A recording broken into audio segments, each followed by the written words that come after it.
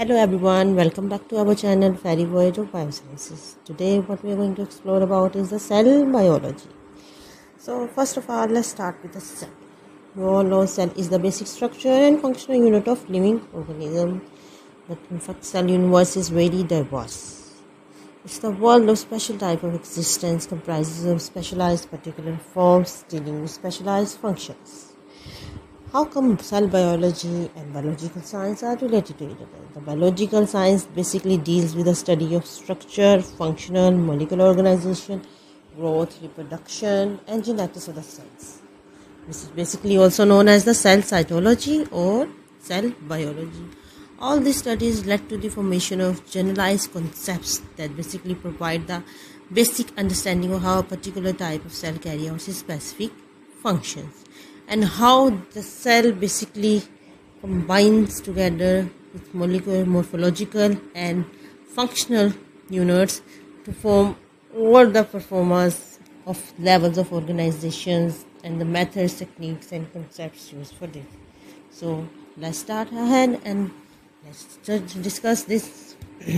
So first of all, cell biology has different avenues. First of all is classical cytology, cell physiology, and cell biology. Classical cytology deals with the only light microscopically visible structures of the cell.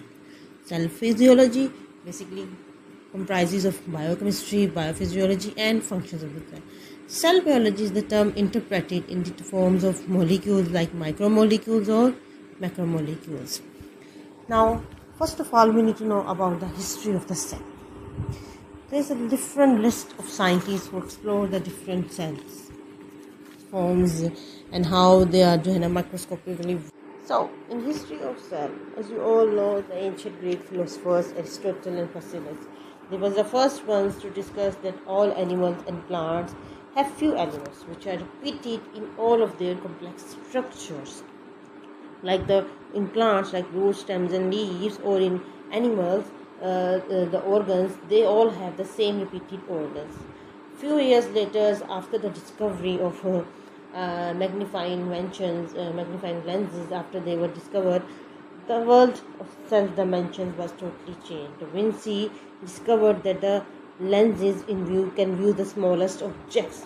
Then the Swiss biologist Konrad Genzer discovered the structure of a group of protists called foraminiferae. He suggested the basic structure concepts of many protozoas. So, after the discovery of microscopes and as well as the inventions of microscope, different types, the work for viewing the cell biology, the life of cell, the concept of cell. Next, we are going to view about how the growth of cell biology was being interpreted during the 16th, 18th, and 19th centuries. The first famous compound microscope was basically viewed by Francis Jensen and Zacharias Jensen. They viewed the basically they what they did do. They basically examined the microscopic organisms, and the microscopes were being called as the flea glasses because they viewed the whole small organisms such as fleas and the other insects. In next, Galileo Galilei invented a simple microscope having only one magnifying lens. So, what's the basic concept? Why we are discussing this? The basic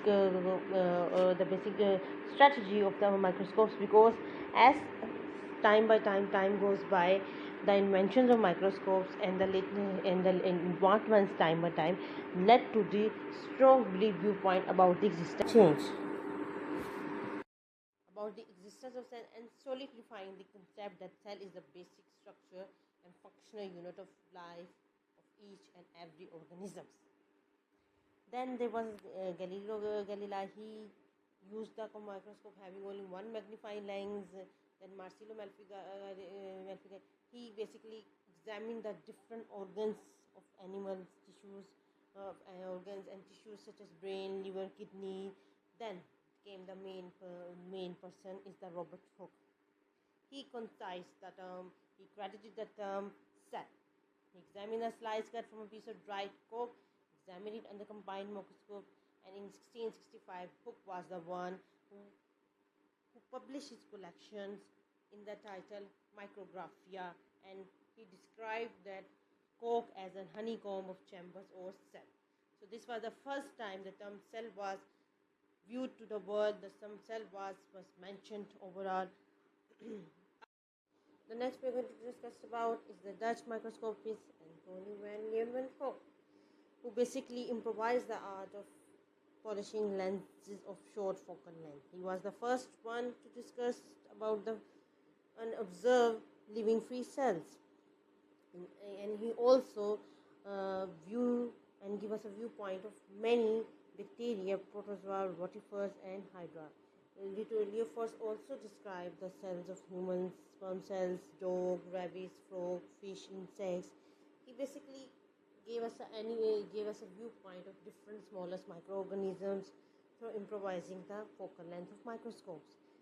His observations were reported to the Royal Society of London.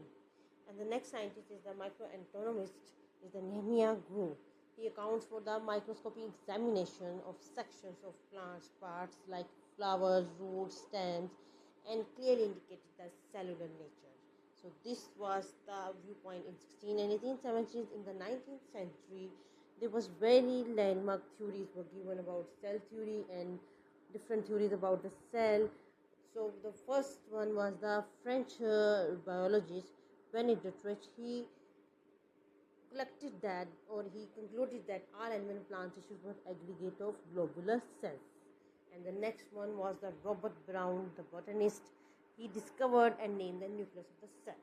He studied the plants, different plants, stigmas and pollen grains, and then established that nucleus was the fundamental and the constant component of the cells.